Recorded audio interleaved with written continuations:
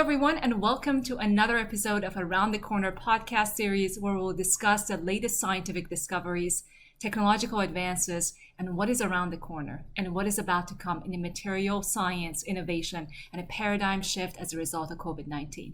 Today with me, I have Manolo Amagro and Ben Gauthier. I don't know which pronunciation I was supposed to go with, but I went with that. Okay, Manolo is well, one of those things. Manolo is a managing partner at Q Division, and Ben is a technology and commerce partner at Q Division as well. They're technologists. I'm so excited to have you guys today. I'm sure this is going to be an exciting talk. Welcome. Well, thanks for having us. Thanks for having us. Absolutely. Manny, we've known each other for how long? Maybe 3 years now? At least. Yeah. It's been a while. Ever since we met at Mobile World Congress? Yes. In Barcelona? No, it was in San Francisco. San Francisco. Yes. Okay. And you know what? How weird was that? And this January in CES, we run into each other. I mean, how many thousands of people? We just run into each other. Right. Exactly. Right. So is Zina, are you the reason that this was probably, let me guess, 6 years ago, 7? And Manny came back and he was just all about graphene. It wasn't because of me. I wish I could make that claim. He wouldn't stop talking about it. Yeah, unfortunately, it wasn't because of me. I wish I was the source of inspiration. But I continue, hopefully, to be the source of inspiration for Manny to geek out on graphene. I'm so excited to have you guys.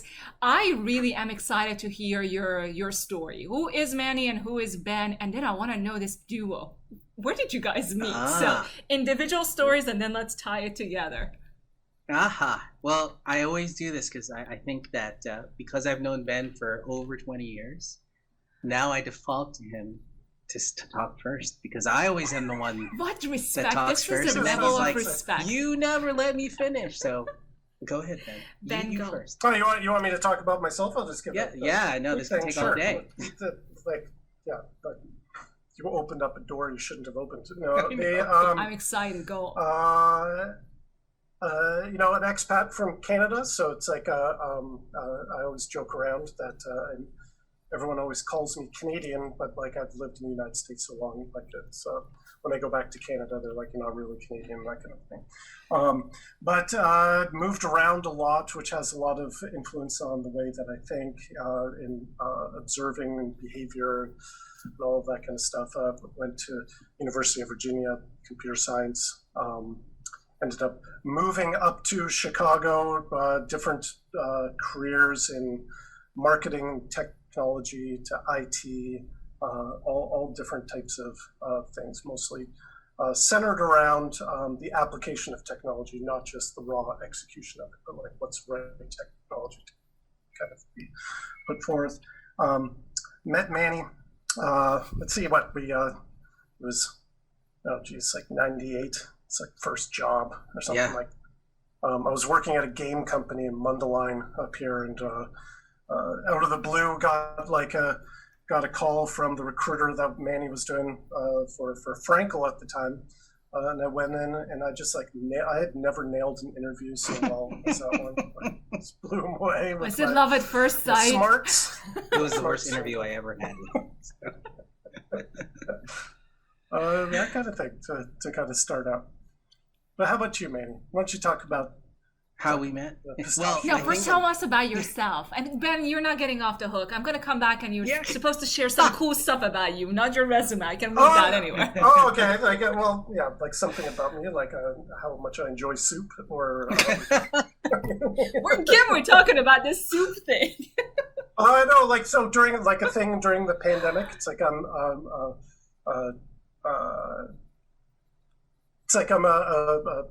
a social person, but I'm also introverted. So like this kind of like had like just in between. So it's great to have like Zoom calls and being able to kind of do that stuff. But like I enjoy drinking. Like I enjoy bourbons, just kind of like different tasting stuff. And so like my friends and we did a virtual bourbon tasting thing. That's how a lot of us got through just like the isolation part of like being through it. It's that we would like isolate in different bottles, just like little samples of our collection and seal them and like sanitize the bottles and then put them on someone's doorstep, and then they would wait there for like 14 days in their room, and then they would open it up, and like we'd all like taste the same thing. So it was like this routine thing that we had. That is pretty creative for some bourbon drinking. Yeah. Yep. He's a day drinker, so. Well, Manny, tell us about you now. Okay. Well, I'd say really I like to solve problems. So I think before I met Ben, I had my first startup, which I sold to a company in Chicago, which is how I got to Chicago. And what back then, the big challenge was, if you recall back in the old days of desktop publishing, the tools came out, Adobe Illustrator and Quark and all of these things. All of these new technologies were kind of hitting industries, and they had no idea what to do with them. Mm-hmm. They had no idea how to use them. So my first company was a training company where we would learn about these new technologies and then get into every industry and teach them how to use it and how it applies to them. So that was great. That lasted about 2 years. And then I sold that company and I got to Chicago. When I got pulled into another interesting opportunity, which is where I met Ben, and it was a ad agency, which is now Leo Burnett, but back then it was called Frankel. It got acquired, but what we were placed in was solving the problem of the store of the future, specific to, right, Ben, it was McDonald's of the future, or the post office of the future. And so, I came from a graphic design / technology background, but I quickly adapted to the fact that it was right when the web came out. It was right when all of these new ways of thinking about technology and applying it to industries came out. And so this agency brought me in and said, you get to build a team and you can solve our problems for our clients. And your first client is McDonald's. And they want to figure out what the future of a fast food restaurant looks like. And so I said, well, I need to get a bunch of smart people, and I couldn't find any in Chicago except for Ben. No, I'm just kidding. That was like we had like a dream team, buddy. Like that was we did have a dream team, but we, to Manolo's credit, it's like that was probably a decade ahead of when it should have happened. Yeah. We had a lot of runway and we did a lot of cool things, but it just wasn't. The market wasn't there yet, and it's there now. Like you're seeing all the stuff that we had been doing there, like before we reconnected. Before we reconnected at TPN, it's like we basically like reconnected because I sent Manny an email and was like, so now would be the time to start up the thing that we were doing 10 years ago. Like it seems like the costs have come down for like screen and technology, like because it's hardware like specific and the software's there, cloud computing, distribution of content, like all of that kind of stuff they're still kind of problems, but they weren't as like these big mountains of problems that we had to solve back then. Kind of. Exactly. And we have kind of grown in the industry. So we were working in the ad agency or the retail marketing industry up until 5 years ago. But most of the time they would bring us in and say, you guys have, with digital signage, we actually, Ben wrote some software, which we actually got a patent in. It became like the precursor to what you see in McDonald's and Taco Bell. Everywhere you see a digital screen inside of QSR is actually, Ben is like the grandfather of that software. Hey, Granddad. I was at McDonald's the other day. I probably saw something that relates to you. Exactly. But it's that kind of thinking, and I think that's why Ben and I continue to get involved with these things, is we get presented with problems based on human behavior, operational challenges, and then they say, okay, what do we do now? Can you just rethink the experience or the way we operate or the way we do business? They didn't call it transformational tech back then. They just called it rethinking or reimagining. But the reality was it was basically transformational tech. It's finding cutting edge emerging technology and then applying it into different industries. And then what's interesting is once you figure it out in one industry, you solve that problem and it inspires you for the next industry. So we looked at QSR maybe one place, but then that's easy to roll out into retail, into even the United States Postal Service. Back then, they were actually spending money to figure out what they were going to become when they grew up, because they knew email was going to knock them out, and they knew bill paying online, all of that stuff was coming, but I guess it's also government, so they don't necessarily move as quickly as they should. In the meantime, that's the kind of thing we did, is we would look at advanced technologies that were on the cutting or the bleeding edge, and say, look, we see this application and it can be used here in this industry. We did it in airports, we did it in retail, we did it in we even did it for like sports. So it kind of evolved. And so that's kind of how we got into the space we are today, where we work deep inside of like hospitality, which, unfortunately it's part of travel now. And with COVID, it's not doing too well. So that's where we're kind of looking into what does the future now look like with the impact of what COVID has brought. Right, Ben? Would you say? Yeah. That's how we got to where we are today, is solving problems in other industries, but then with COVID. Yeah, we call it cross-industry innovation, and it's not anything that's kind of super new, but like it comes back from, like, I was doing some big ERP overhaul at a previous company, and like we had Accenture, like big consultants kind of come in. And the thing I learned from those guys is like they were like, yeah, every client says that they're different when they're really not. It's like they share more things than they actually are. They realize. If you start to take a look at around stuff, it's because it all comes down to like the customer behavior, especially when you're dealing in some kind of a commerce thing, that there's some kind of thing that you need to kind of latch onto. So like we're taking a look at, like Zoom calls and all these things. This is a new behavior. So, and it's something that people are getting more and more comfortable with. And so what does that mean for commerce? Does that mean something that's different, that you'll be on Zoom calls to be able to kind of do? Like that's an interesting thought. And what you guys do is fascinating to me. I mean, it is, and I think it must be so exciting, and it's creativity that it takes, and you guys are looking at cutting edge technologies and thinking about how it's going to be impacting different industries in the future. And perhaps the reason why we're actually working together on this task force that we created, Advanced Material Pandemic Taskforce, which is this nonprofit public interest initiative we started a few months back, which allows us to look at how advanced materials can fit within the needs of the next few years post-COVID. Because as we all know, people, when we talk about advanced materials, everybody keeps thinking about, PPE, masks, diagnostics, and antiviral coating. And we keep trying to tell our scientists, we keep trying to tell our companies, look, it is way, way beyond that. Look in the future. As a result of this COVID, there's going to be a change in human behavior, consumption, trends. And you guys are so well positioned here to tell us more about that. What is really going to be going on after this post-COVID? What changes do you think is going to be implemented? Which ones are going to stick? And then I'm going to come back later and I'm going to ask you guys, how are those end user industries looking at the needs of the innovation? So tell me what you see post-COVID. What's happening? This is a daily discussion Ben and I have. Right? I'm excited to hear that. Some people, like, we just don't know, right? Like how some of the things are going to kind of. But what are you seeing? What is going to stick? But you can see like the trends that are happening. But it's like the easy one that everyone always talks about, because we've talked about this on our podcast with different people. It's like is in-store pickup and curbside when it comes to like retail.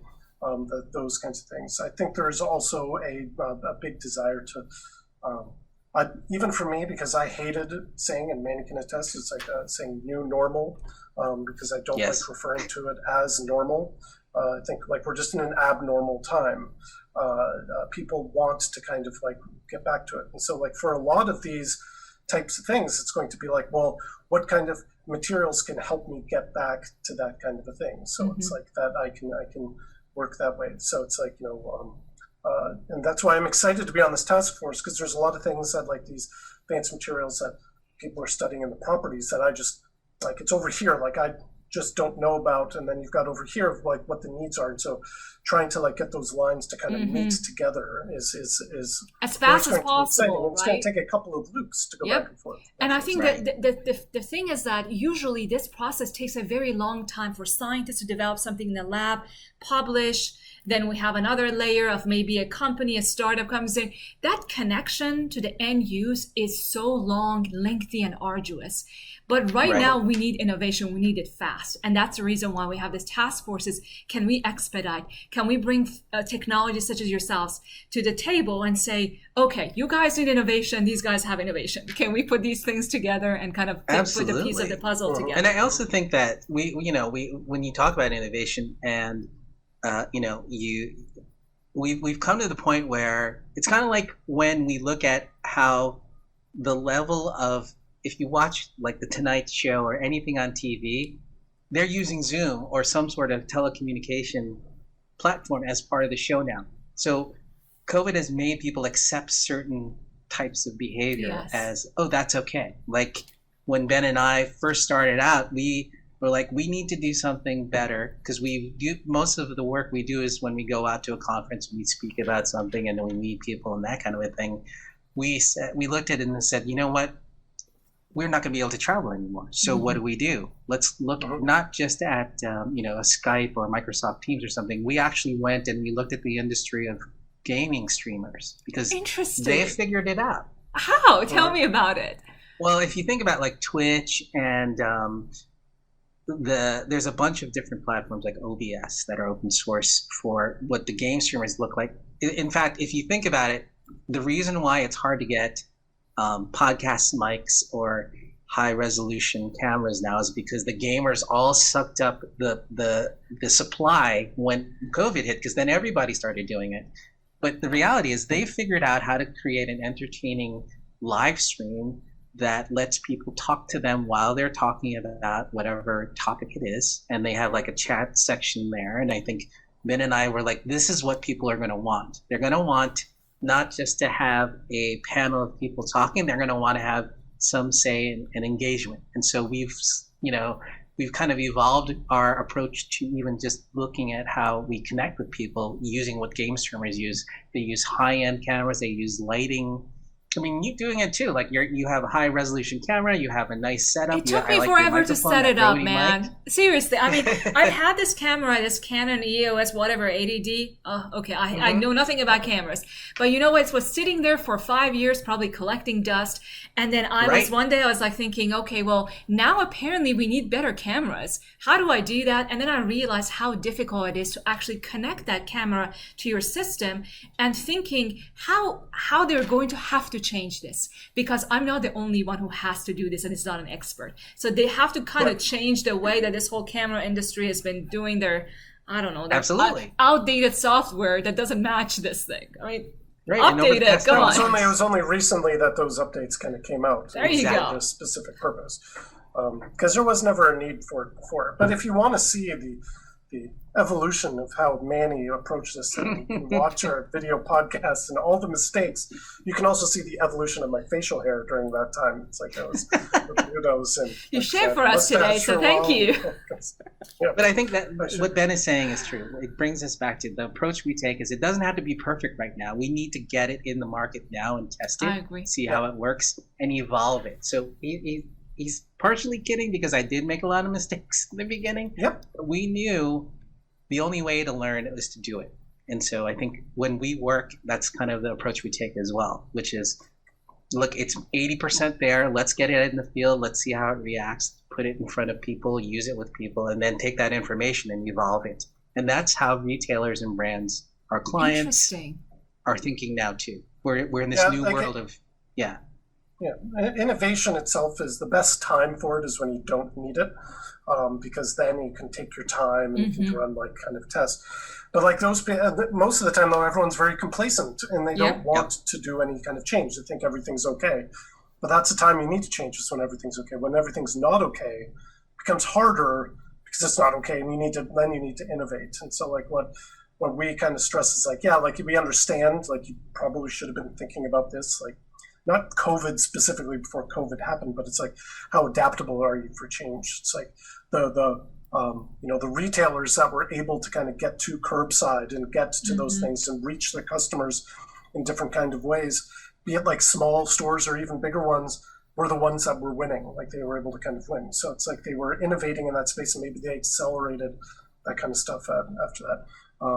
But yeah, it's about like doing nothing is not an option. It's like you have to kind of innovate and see and stuff, and keep on top of like what behaviors like you want to kind of latch onto those things. I always say it's like the best one.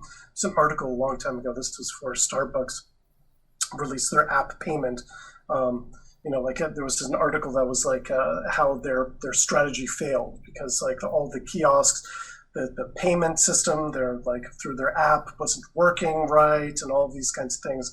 And the guy, forget his name, that was in charge of the rollout was kind of like, what was it going to do? Wait 3 years for us to be ready for it? It's like we needed to go, and now it's like the poster child for like mobile payments and all of these kinds of things. Right. So it's like you have to kind of move forward and take your lumps and then learn, and as you kind of go from stuff, as long as it's not 100% disruptive to your entire business. Is that a good thing for the advanced material community, which is going to have a bunch of innovation, but perhaps we haven't had enough time to actually test it or go through that process? Right now, that's what I keep telling people. I say, is it something that we could implement at a time of need, even if perhaps, because there is always this culture that I come from, that culture as well, the culture of if it's not perfect, we don't put it in front of anyone. And it is extremely strong in academia. Okay, we want perfectionists. We want it to be like the perfect, well-developed package that we put in front of you, because you're going to be judged by it, right? By your entire industry.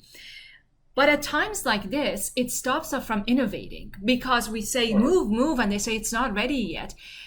Are there any segments where we can bridge this gap of we need stuff? And can you guys come up with, I don't know, some examples of some of the industries you work with that might have a need for something advanced material related as a result of COVID, that we could actually just put the messaging out there? And for every one of you guys out there that are scientists, maybe there is something that you can develop that would be applicable to the needs of these industries, even if it's not ready. So like, to say something. Yeah, like my thing with that is it's like I hate to use the word, man, he's gonna laugh. It's iterations and like being iterative and all that kind of stuff. But it's not like the first time I've heard this word today, so it's okay. You can use it. Yeah, like, but it's because people are like be agile, and like it's agile. No, we don't use that word. But that's one I don't. But it gets very dangerous close. But really, it's like, and I'm hoping that that's what we can bring to the group itself. Is it's kind of like you have to be open to share ideas. That's the whole idea for having Slack and like us chatting and stuff. Like you're open to share because your idea might not be like the best one, but there might be something that's in there, and then you iterate on that kind of a thing. Because like if I talk with like the healthcare industry, or I talk with the retail industry, or like the transportation industry, it's like, and I say, hey, I've talked to like advanced material scientists. They're going to be like, great, like what does that do for me? I'm like, I don't know, like let me go find out. And then like it's going to go back and forth, and it's kind of like you have to be able to get to what that problem actually is and uncover that thing where there is a connection. Like, oh, it can do that. Like it will be able to be cost-effective way of putting some kind of a coating on these things that is like like antiviral in some kind of way for a touch screen, and that kind of stuff. Like it would be it's like they may not even known that was important, and it might not even be something that your scientists have actually, that general idea they probably considered. What is that process like, Ben? I mean, where does that start? Do you guys look at the needs first? These companies do tell you what they need, and then you go after a solution for it? Or do you go and listen to a bunch of solutions and you think, okay, maybe this would be applicable to this industry, even though they don't even know that they would be actually helpful for them? It's both. It's like fishing on both sides, to be honest with you. It's like that's why we go to so many conferences to kind of take a look. And like you should see our Slack channels are just like full of like pictures and different things of just a bunch of stuff. And luckily we're both a little bit crazy. So like it's kind of like when something comes up, it's like that reminds me of this. And then like we can kind of pull out based upon those kinds of tags and stuff that we put things with to be able to kind of like say like that sounds like what this thing is. Usually when someone's describing the problem to you, they're not actually doing the best job at that. They're describing what's in front of them, but there might be a couple of root causes of those that go back down the line. So you keep asking like, well, why is that? And why is that? You keep asking these whys. What does that mean? Can you give me an example? Can you give me an example of that? That's quite interesting. Let's see, Manny, if you can think of one off the top of your head. Yeah, well, I'll use we'll just use robotics just because it Oh yeah, sure. Yep. it's been a nice umbrella situation, especially now because I think the challenges of worker safety, efficiency in cleaning things, making food prep, logistics, supply chain, all of that suddenly became, oh, we can just automate that, right? The challenge we learn about as we dig deeper, there are different kind of restaurants. We'll just start there. So there are restaurants that have like the quick service like a McDonald's, and then there's one that's like a diner that will serve you up and have a cook in the back. The challenge with each one of them is, if you look at how McDonald's works, they're highly efficient at moving the raw materials around in the kitchen. If you look at people that cook to order and things like that, they have a kitchen designed for a human, not a robot. Mm-hmm.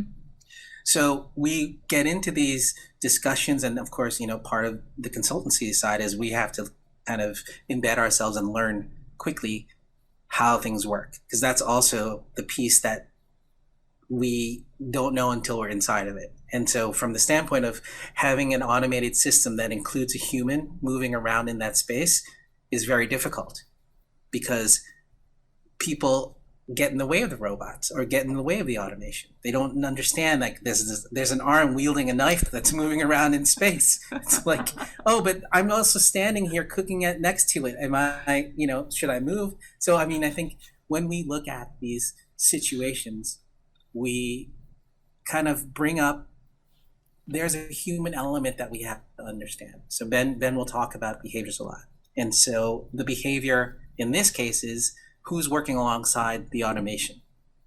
There's also the behavior of someone that's shopping and they're concerned for safety. And so it's not just, oh, how often, or is everyone in the store have a mask? It's how often is this place cleaned? Mm-hmm. Or is the filtration system inside this place efficient enough? How do I know that they're using the right kind of things to make me safer, right? All of these are human elements that we have to take into effect. So I think when we bring together a solution, as Ben said, we look across several different industries. We look at, here's a perfect example. Walt Disney opened up this week. I don't know if you saw the YouTube video about the reopening of Disney. It's a very weird, everybody's all happy at Disney. They always show like everyone's family and smiling faces, but now they have masks on. So you're watching the same Disney promotional video, but everybody's covered up like this. And so you can't tell people are smiling or greeting you. They're just talking. So it changes the concept. And I think when we look at Disney, we used to use Disney as a way for airports to say, here's how you move people around a large space that has a lot of cues. And so now we're looking at the same thing, but there's a lot more, let's say, social cues, human behavior you have to take into effect. And then there's also, as you said earlier, the cultural impact of sharing and transparency. So I'm bringing it back to, as Ben was saying, transformation in any kind of situation starts with transparency and understanding what's happening in the different silos, right? We were excited with this group that you brought us into, because we're now like inside of this group of really smart people that we normally wouldn't even talk to, right? They're scientists and inventors and things like that. For us, it's like, wow, look at this, look at all these things that are available to us. So I think what we see is being able to communicate, as Ben said, it's when you talk to the retailer or the brand or even the guy who runs the airport, they're not really good at articulating what the problem is. So we have to take what they're saying to us, turn it into a story, like a use case, right, Ben? Mm-hmm. Would you say it's a use case or a story? And then we would bring it to the pandemic task force and say, look, here's the situation. What types of technology do you guys have that could help us with air filtration? Or what kind of technology do you have that would be great for helping, with that's the hygienic component to it, right? I think we also look at the shift in behavior when you look at, we've gone from sustainable packaging to single serve and plastic, right? We've kind of gone back to square one with, okay, no one cares about sustainability anymore. They threw that out the window because everybody's using plastic bags, single-use items and things like that. So every day is a different story that we have to learn about, and then we translate it into story, and then hopefully we can bring it to people that have technology and they can help supply it. So I hope that explains it. Understanding, like when you were talking about like robotics, it's like, are you there to have a PR stunt? Are you there to do like automation that's actually had like actual efficiencies? Are you there for this as a customer experience type of a thing? Like all of that kind of stuff to kind of fit in, because it's like what you may actually think about what you're looking for might be something that's different, that actually solves that kind of a problem. And it's just our job is to kind of give all those options out there, because sometimes it's kind of like, no, I just want a robot. It'd be fun. Right. Just looks cool at the store. Right? I think the industries. Well, go ahead, Ben. Well, I was just thinking, like in different. Like I was having dinner with my wife last night, and we were talking about schools and going back to schools, and like, are they going to open up schools and all of the kids and all of this stuff? And there were, like the dilemma of some teachers that are, like 65 years old. It's like, what, you're going to tell them that they have to quit or do something like that? Like, that's ridiculous. And I was like, well, why don't you flip it around? Like, why don't the kids all go into school, and then you have like those robots that we had, Manny, that you could like drive around the whole thing, and have like the teacher. It's like you could flip the different problem to kind of think about that kind of stuff. But then that teacher is not really there, and that. It's telepresence, right? Exactly. Yeah, I know. Whenever I would drive around that telepresence robot, it's like and I'd come in the next day. There was that is creepy, sign man. on the back. That is creepy. Imagine there's this robot coming to a classroom and there's a picture face of your teacher moving. Yeah. Well, you know what? Who knows? Maybe that is going to be actually implemented. At times like this, it is amazing to me how adaptable we are as human beings. Yeah. How quickly things we thought would never ever sticks. And I guess there is, I say it's maybe the silver lining for the advanced material folks, because some of the things we used to go with a lot of graphene solutions to people, and then we would say, hey, look, you can actually make your product more efficient, better, et cetera, et cetera. And then they would tell us, hey, if it ain't broke, don't fix it. So now we say, hey, you know what, it's broke. You're going to be fixing it. How about while you're fixing it, put this component into it, because you have to. Well, now they're thinking 4 years out. They're not thinking it used to be an 18-month window, but now it's 4 years out from now. Like they know that the pandemic has like just broken everything. I look at the industries that are hit the worst: retail, travel, hospitality. They're the ones that are most hungry for these innovations, and they're willing to take those investment risks and then put something out there that's not necessarily fully baked yet, because they lose money every day if they can't solve the problem, right? They the lucky ones have been the QSRs. They made 70% of their business on drive-through anyway, so they're okay. Like, they not totally okay, but they had an option for people not coming into the dining room. But what about retail, curbside? They don't necessarily have the parking lot designed for a curbside delivery. If you ever go to like a Home Depot or even anywhere that has curbside, that's an ad hoc situation. It's a giant traffic jam. Yeah. Same thing in Starbucks. It's kind of like everyone touts this to be like their mobile ordering. A lot of their orders came through, but there is a peak for that to work, and it's kind of like so it's like they're not ready for a scale of the magnitude that has. But I would think that everything's going to kind of the pendulums always swing and things will go back, but there are things that are sticking, like the behavior of, it was impossible to get people to install apps before. So like a restaurant installing your app and being able to like say, It's like, I think it was Dunkin' Donuts or something like that. Like, nobody installed the Dunkin' Donuts app. But now, like, everyone did that wanted to go to Dunkin' Donuts because that's the easiest way to place an order and do those kinds of things. So, and we're not going to go back on those, or touchless payment, for example. Those things, once it's implemented, you're not going to go back. The infrastructure has changed. So some of these things, I'm sure that they will stick, and some of them will really become implemented, becomes a part of our daily lives. I actually have, Manny, you brought up a few different industries. I am really excited about doing a creative session right now here with us, thinking about, you guys have been integrated into this advanced material sphere for a little bit now. So let's think about this. What do you think is going to happen to the airline industries? And let's just do a creative session here and think about just all the different things we could do with, graphene. What can we do with it? Let's get creative. So first of all, tell me what's happening with the airline industry. Let's go with that exercise first. How are they doing, and what's the prospect for? Well, they are not doing well. Right. Well, so the goal there is you got to get people to fly. Okay. They're talking about the actual industry. It's like they asked all of they're looking for government assistance because they asked all of their pilots that are over the age of 60 to retire early, and they're trying to strike some kind of balance so they don't go bankrupt. And the big thing is that it's getting people to fly. And for that, it's like you have a couple of different strategies. You have ones like on American that are just kind of packing them in, and then the other ones that are trying to like make people feel a little bit safer. And then you have to wear like masks and all those things. So to me, it's like if it's about a consumer airline, the problem that you're going to solve is getting people to feel comfortable. And how can you kind of do that? And it's not just with the technology itself. In this day and age, it's not just the process or technology to make people safer. It's like making sure that it's visible that they are comfortable in kind of doing that. See. So it's having reminders for stuff. The one that I always say, it's like in a grocery store that every 30 minutes, it's like, it's time to clean your station.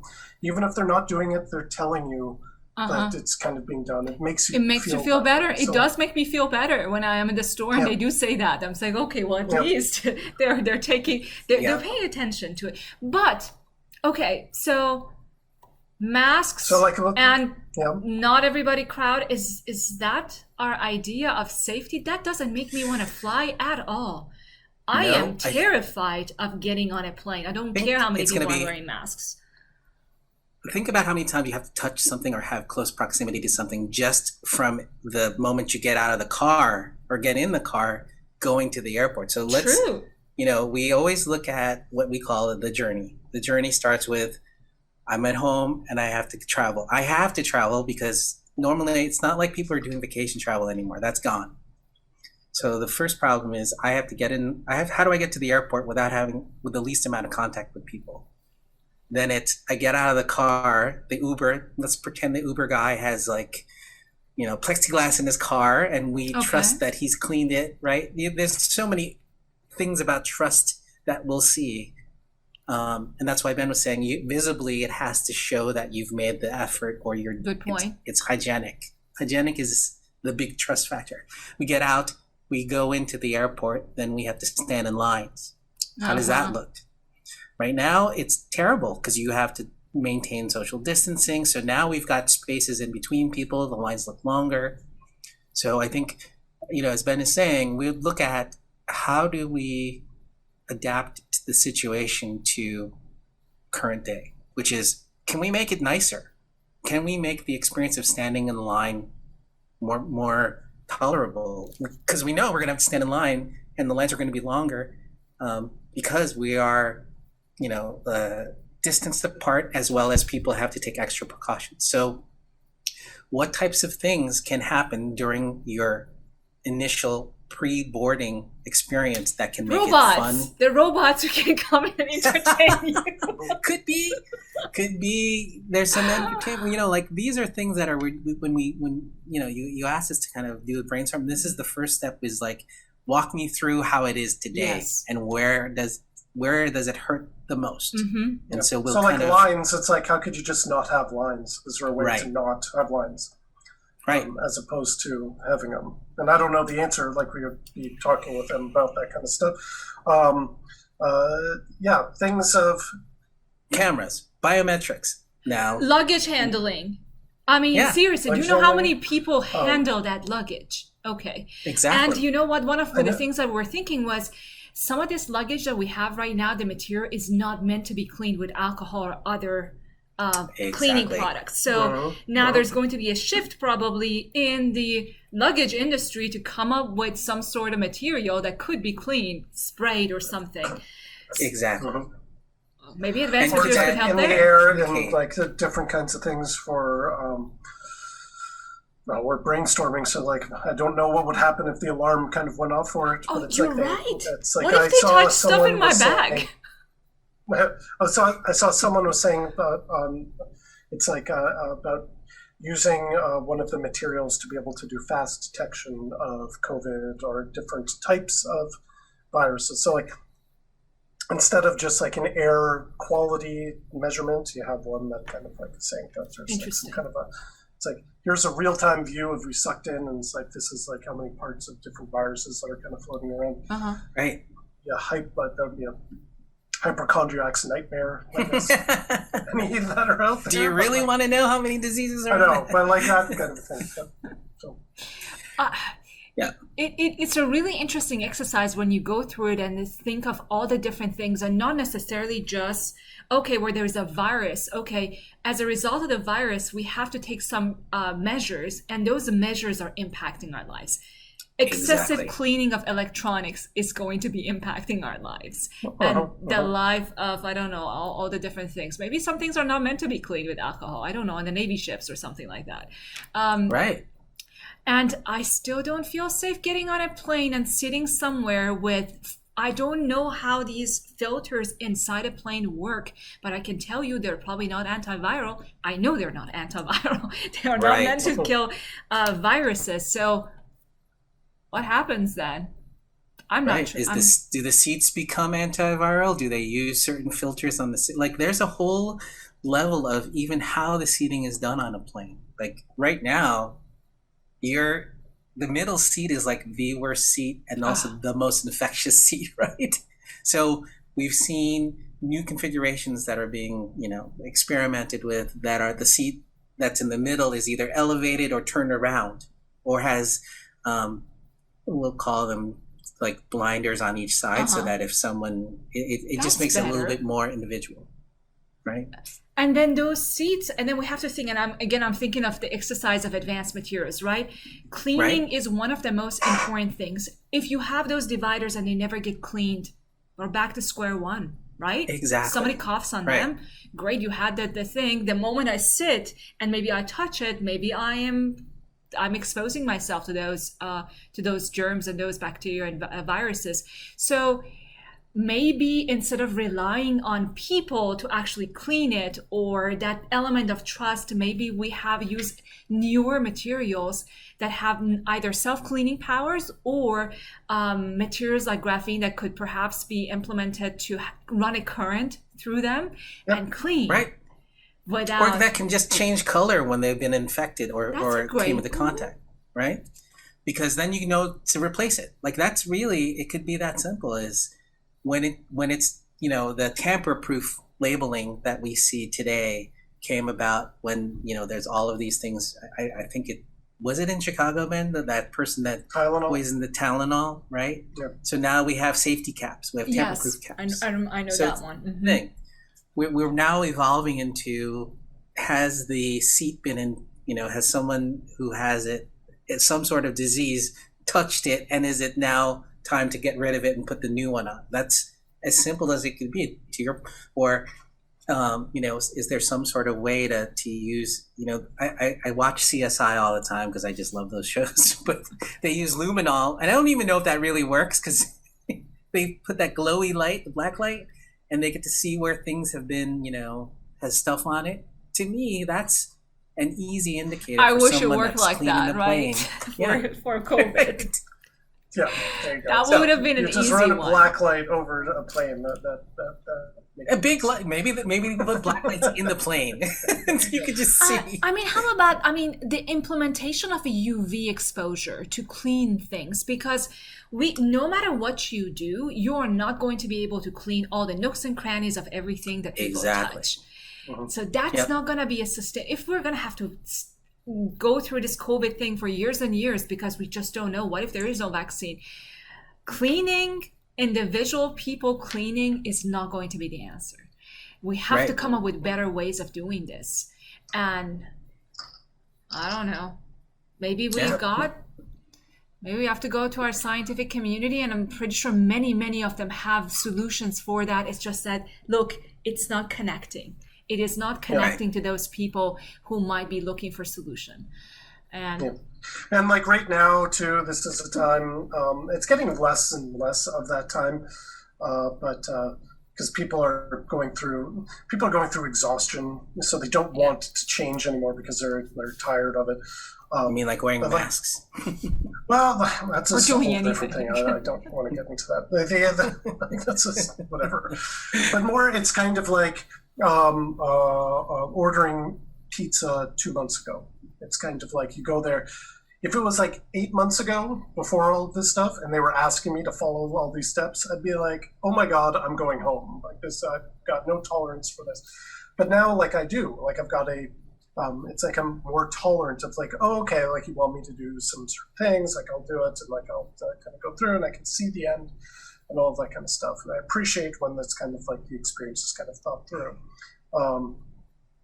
But like for whatever the materials are and those kinds of things, anything that can kind of like make it so it's not like you're 100% changing different types of behavior. I'm just thinking of the anxiety mania of like you're sitting in there and then all of a sudden someone's seat starts changing color because they're like they sneeze and it's like it's like, you know, like it, as long as it's kind of like it's meant to actually provide the safety, or it's meant to make you feel safer, and it's that kind of theater that is the same thing that we've talked about, temperature checks and all that kind of stuff. Well, that's another, to me, like Ben and I have talked to doctors. We actually spoke to psychologists, and we talked to somebody who was on a frontliner in medical profession when it comes to the truth about certain things about how COVID works, right? We were basically trying to get to the root of why people don't wear masks and what different story, but I think, I'm interested. Are you going to tell us at some point what it is? Well, the truth is masks work, but I think because of the fragmented way information is being collected, you know, and this goes back to contact tracing and everything else, it's very hard for the medical profession to keep up with how is it transmitted, right? We talked about services. Now they're talking about airborne parts. We're finding out that the younger people are now getting infected. Some people are getting reinfected. So the fact that things change on a daily basis, the knowledge base is not necessarily centralized. So it's all over the place. So that's another area where we look at and say, how would we do this? Well, why don't we put a consortium of people together working on the same thing and put them on Slack? I mean, you already did that. Like, it's that kind of a very simple approach when we apply technology to a simple information is not getting out to the right people. So, I mean, I think what we learned from the medical profession was it's risky to fly on a plane because of the transmission and because they don't know enough about how it's transmitted. So masks are very important. Filtration is hugely important. Social distancing because of airborne distribution is key, right? So they justified all of the things that we hear from the CDC, and then this is from a medical person, right? So there's no politics or anything involved. But I think the part about people who don't want to wear masks is a psychological issue. It has nothing to do with anything itself for you're imposing on their personal freedom. And I get that. But then it comes down to, are you being altruistic or not, right? It's just the same thing that went through when there were seatbelt laws and that kind of a thing. Yeah. It's just, or no smoking. It's just change is hard for people and stuff. So actually, that's a good like roundabout way of getting to the thing. It's like change is hard, so innovation is hard. And this is a simple thing that you were asking people to change their behavior in some kind of way. And you added like a political element to it, so you get people having like an uprising. But you can kind of see how hard it is for people to change the way that they're doing it, that kind of a thing. And when you innovate to force behavior change is difficult. If you can ride on some kind of a behavior change that's happening, it's a lot easier to kind of do for that. Which is why, like, for the communication stuff, like Manny and I have always looked at platforms for like chatbots and voice and all of those kinds of things. You don't want to reinvent and make your own. You want to just kind of ride along a behavior that someone is actually already doing. Yeah, I mean, one more illustration is a technology that's not necessarily super fancy or new. We bought a car recently during COVID. A, because they're really cheap now because no one's buying cars. But B, I also wanted to see what it was like. So my wife and I went, and the one piece where, the social distancing was there, but you still have to sign things. You still have a writing implement. You have to literally sign. So what they've done is they give you these digital pens that are disposable because you can only use them once, and you touch them and then you throw them away. So they show you that it's individually wrapped. You take it out of its package so no one else has touched it. But that to me is the kind of reminder that says this is fresh out of the box. The technology is there and it's disposable, so I can use it. I know no one else is going to get it and use it again. Oh gosh, plastic waste. It's making me think, okay, look, where are we going with this? It is interesting, right? But it's really also interesting for us to think about the consequences of the new trends that we have to adopt for something like this. Like you were talking about single packaging. Okay, we're going back there again with single packaging, with plastics, et cetera. And I was trying to kind of take, when I go grocery shopping, our reusable bags. But to be honest, I feel better just using the plastic bags and throwing them away. Well, most stores around here, like where I live, you're not allowed to bring reusable bags in anyway. Yeah. And before they used to make you pay extra to have a plastic bag. Now you're like, here, take it for free, and we don't want to ever see it again. It's just dump it wherever. Exactly. So, oh gosh, it's really interesting how the whole collective of human being and all of our infrastructure responds to something like this. It's a shock, and I don't think we're ready for it. I just think we just didn't adjust well enough for But this. I think people are ready for like Ben was saying, the change. They know that things have to change. It's better than what we have, or can it make it better for me? Then let's try it. I think that's the other part of human behavior. To your point, people shopping online and, using the mobile apps, that was not a behavior, that was a nascent behavior, but it quickly became, over 2 months, an embedded, entrenched behavior. No one's going to go back. A, it's faster, it's easier, and it's safer. But the truth is there's still no contactless transactions. You still have to press your PIN number in and things like that. So I think that's where we look for the opportunity to change. As Ben said, you don't want to change your behavior too drastically. You just want to make it safer, or find a way that people are still willing to do it, but they know they're not going to contract some deadly disease by touching a keypad, that kind of thing. Goodness, and every day there are these studies coming out saying that it's not just a respiratory disease, you're going to have like heart defect and this and this and this. It's like, okay, gosh, all right, I don't want to get it. I don't care how old I am. I just don't want to risk it. Before I was thinking, hey, you know what, maybe I should get it and become immune. It's like, now it's not worth the risk. I don't want to do that. And I have one question for you guys. So we're talking about these industries having to adopt innovation at this point. How do they go about it when you guys bring a solution to them? For example, let's say there is a graphene solution for XYZ that could be applicable to the, fast food restaurants of the future. How does that process work? How do they, especially if the technology is nascent, what's the process like for that technology to actually come to the market and be used? Well, I'll start, Ben, and you can, jump in. Go ahead. Okay. So what we usually do is it used to be quarterly, but now it's getting shorter because things change so quickly. But we would have quarterly meetings with our clients and say, here's the trends we're seeing, here are the opportunities. Even if it's not applicable to their business, we would show them things. And that's when it would spark an inspiration. So I think the education and awareness piece is the core of how these brands, retailers, airports, hospitals, everybody's going to find out about something. As Ben said, that we don't say here's here's this widget that does this. We think you can use it. We say, we know some of your behaviors. Here's some of the client behaviors. Here's some of the things. And then there's this emerging technology that could be applied. And then we work with them and we find that right opportunity to test. It's never been, let's just roll it out. We do a test first. Right, Ben? Yeah. Am I bringing this right? Yeah, it's you get in trouble when you go to people that it's their job to know their business, and we come in and say we know it better than you in some kind of way. It's like they know what they're doing, and so it's kind of like it's like, here are the different trends that we're seeing, like what Manny said, and here are like the categories and stuff. Here are examples of how they're being implemented, and here are some examples of technology maybe that's new and why they're kind of doing it.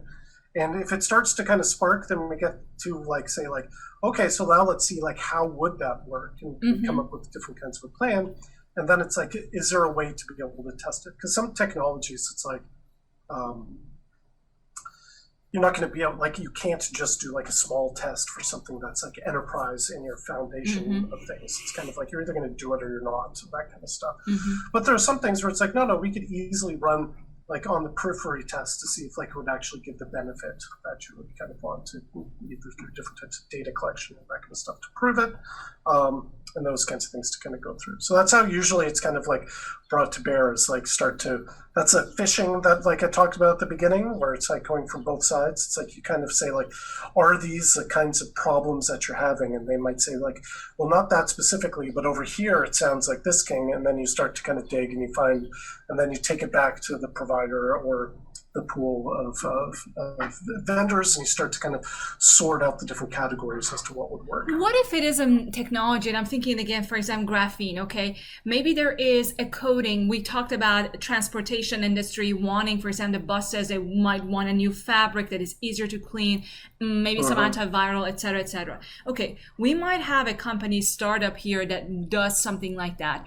Okay, you guys spot it, you take it to that transportation company, whoever it is, and you say, here's a solution, but that solution is not ready to be rolled into mass manufacturing, that kind of scale. What happens? Do they start working with the startup? Do they say, oh, this is not ready yet, bring us something that is completely kind of gone through the process and is mass produced, or something in between? Yeah, so it depends.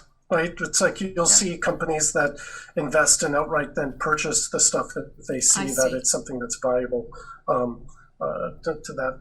If it's something that's industry specific, right? I think like an airport would make an investment in. We looked at it. Graphene. There was this graphene solution that would be injected into the concrete that would melt the snow, and it wasn't fully baked out, but we worked with some airports, and that's the thing about airports. I guess if you look at a physical structure like architecture, you have to think 10 years 20 years out, because that structure is there. So that kind of technology is okay to quickly implement and test. So they would build a small piece of runway, and they would test it during the winter months and see how that worked. So I think we can bring things to the table and test it. I think the part of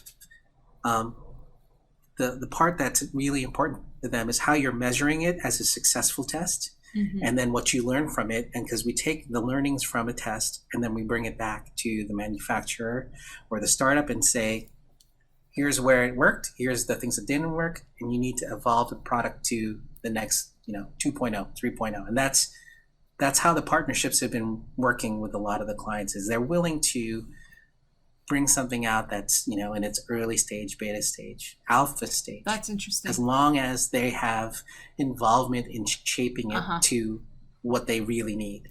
That is great news, right? I mean, we do have a lot of technologies and perhaps at our fingertips that would be in that stage, and we want to know that there is a door for innovation, that perhaps with the in a collaborative path with the end user who needs it, they could develop a solution that is specifically tailored for that that user. So that's quite exciting. And it is really exciting to have you guys in this task force. You bring something to the table, which is like at the core of what we need. What we need is to know what others need and what can we design in conjunction with them to solve a problem. So we're so excited to have you.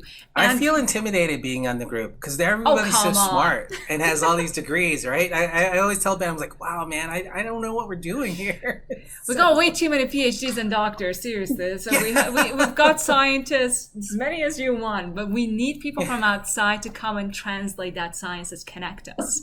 So we got you guys. We got the cool technologies. I'm glad to be part of it. I'm Yeah, excited it's to gonna be have great. you guys. And I think that on July 28th, we have the Vision Accelerator event, which is a virtual and it's free and everybody can come in. And it's our way of being able to explain what AMPT is doing and how can we build this vision together. So I'm just going to invite anybody who wants to be a part of that, come on board. And it would be great to have Manny and Ben talk to us on a panel about what are the different trends we're seeing and how can advanced materials actually fit into that. So we're excited to have you guys then as well. Absolutely. And I want to thank you again. This was an exciting talk. And Ben, I don't know if you started drinking in the middle of it or not because you're bored to death or what's it's all here. Actually, no, like we stopped doing it because it's one of those behavior changes, right? It's kind of like it's like someone now you can go to the You have to now it feels weird. kind Now we of- can like kind of go out outside, and so like we don't have to. But like one of my friends actually like keeps wanting to like do like these Zoom calls. I'm like, well, like there's only like 4 of us. It's like I think it's okay for us to hang out for an hour in someone's backyard. It's like in Illinois that's perfectly acceptable. Yeah, no, none of that. Although I do have joked around and did this before. So Okay, show us what you got. you have a little bottle. my maple syrup. What is it? syrup. Is there really maple syrup in that? We don't know. We really don't know. Oh, it is. It's like a- This is mine. I have this chessman cookie here. Oh, they're yummy. I know this is my fix sitting right on my table. Well, it was great having you guys. Always a pleasure. Always so much fun talking to you. And Thanks for having thank you us. again Thanks for having for us. being on the task force. Bye.